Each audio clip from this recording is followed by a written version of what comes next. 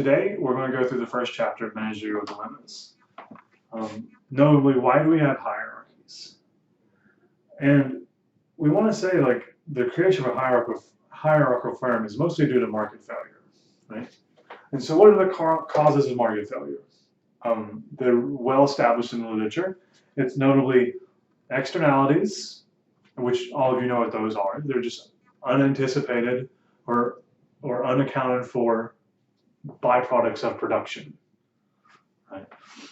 And generally what I tell people is like a great version of externality outside the normal stuff you hear of like air pollution or pollution in general is if you have a friend who has a really annoying laugh. And every time they laugh, like it just makes you cringe inside. I hate that. I hate like people who have awful laughs. I hate it so much that I'd be willing to pay them not to have that laugh or not to laugh at all because it's worth it. Like it's super annoying. And so everyone produces some form of an externality just by doing things. You might not even know it and you might not ever realize it in your own life. Like it never comes to fruition what that externality is, but it happens. Another market failure is based off of the idea of market power, or does someone have a monopoly of some production or some good? Because in that case, they can control the market and prevent competitive processes from going forward, and that gives you market failure. The third is information asymmetries. We've talked a lot about information asymmetries in the forms of adverse selection and moral hazard. It's just meaning that one person knows more than another person who they're contracting or bargaining with. And so when those things happen, when someone knows more, they can take advantage of the situation, and you might not get efficient outcomes for everyone. Right?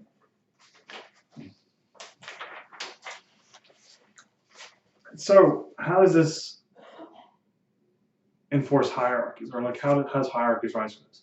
Well, oftentimes when you have these types of costs in the system that lead to market failure, you need some way of controlling them.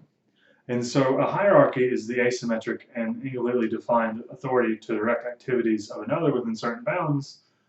This just means like you have someone who is exogenous to this taking place, who can direct where things go, like allocate resources and make decisions. And so you bypass a lot of the market failure problems just by having someone tell you what to do.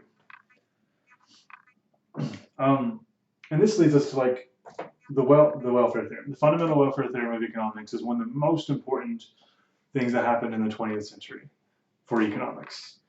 And all it really says is that competitive markets allocate resources efficiently. And this doesn't mean efficiently good, it just means like it's efficient in the economic definition of the term.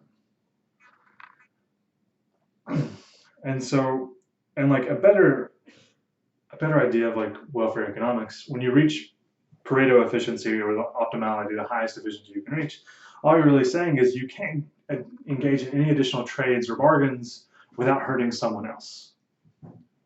And that's really important. And so it so happens that the basis for the welfare theorem resides on market failure not happening, meaning that there's perfect competition, there's perfect information or complete information, and in that there's perfect competition, there's enough people in the market that no one seller or buyer can affect the price. And also, last thing on that is that there aren't any externalities because everything is perfectly priced in the system. Now, we know that welfare theorem really doesn't exist, but it's often used as a place to put ideal policy perspectives. And because the welfare theorem doesn't always ring true, or rarely rings true, we institute hierarchies to take care of all the issues that would prevent us from reaching an efficient solution. All right, so the last thing we want to talk about,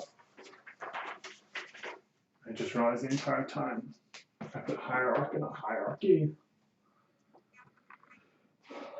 So hierarchy isn't grand or glorious all the time either. Like it helps us solve some of the market failure problems, but oftentimes the people in power will misuse that power.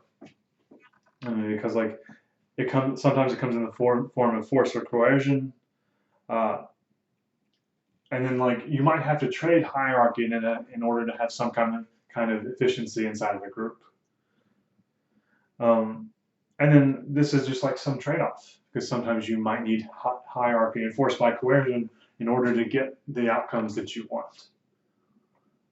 And I think that that is like a pervasive line of thought, not only in economics, but in sociology, political science as well.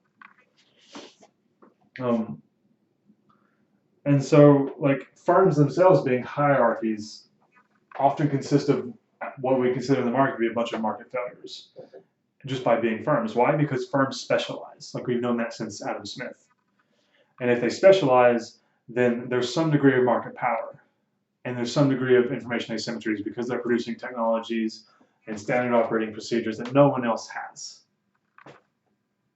And so, built within this, hierarchies themselves, firms are really weird things in a market context when you look at like from just the basis of the welfare theorem. We'll look in the next chapter to understand why firms exist more so and why they have hierarchies, and that maybe they're just market organisms who are existing as collective groups of people who are themselves market individuals. All right. I think that's all I wanted to add on this chapter.